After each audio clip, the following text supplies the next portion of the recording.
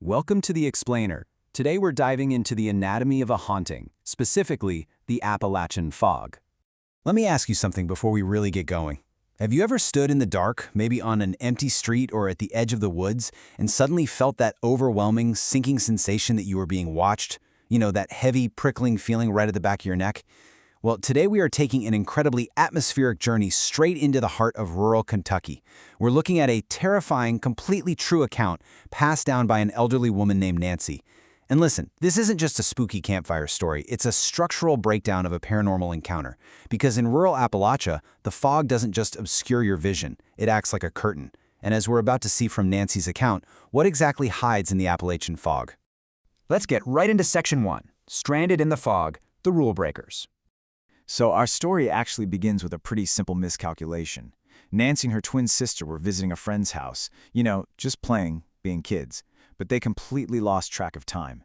Suddenly, the sun was gone, the temperature plummeted, and that thick Appalachian fog rolled in, literally swallowing the roads and the trees. And this brought them face to face with the ultimate cardinal rule of their childhood: never stay out past dark.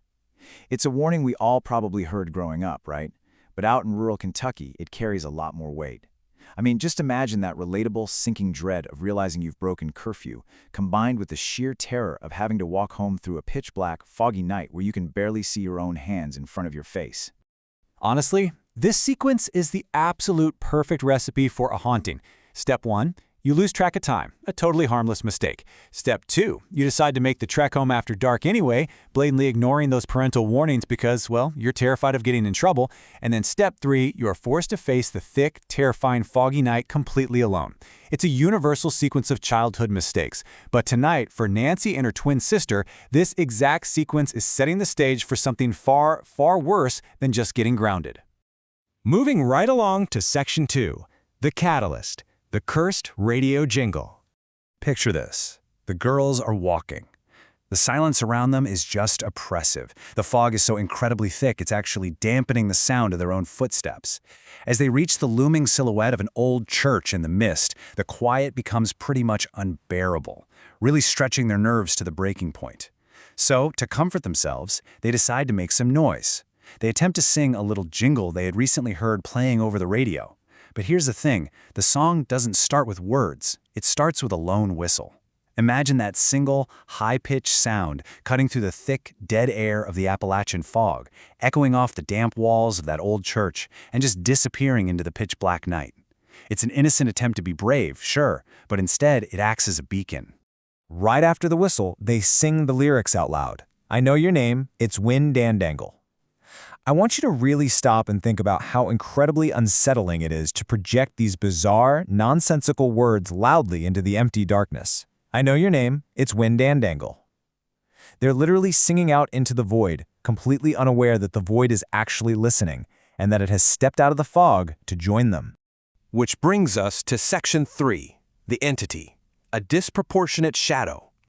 The girls finish the little jingle, they look up, and there it is, standing directly in front of them in the mist. The fog was hiding something awful, and the silence rushes back in, but now it's heavy with a physical presence. Now, what's really interesting about this slide is how we can clinically break down the sheer horror they saw.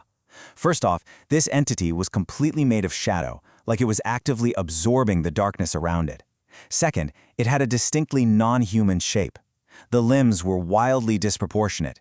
We're talking way too long, too awkward. It had this unnatural, off posture, kind of like something trying to mimic standing, but getting the physics all wrong. And honestly, the most terrifying detail of all, it was staring directly at them, frozen in the fog, just watching. For what feels like an absolute eternity, nobody even breathes. The fog is just swirling slowly around its long, jagged legs.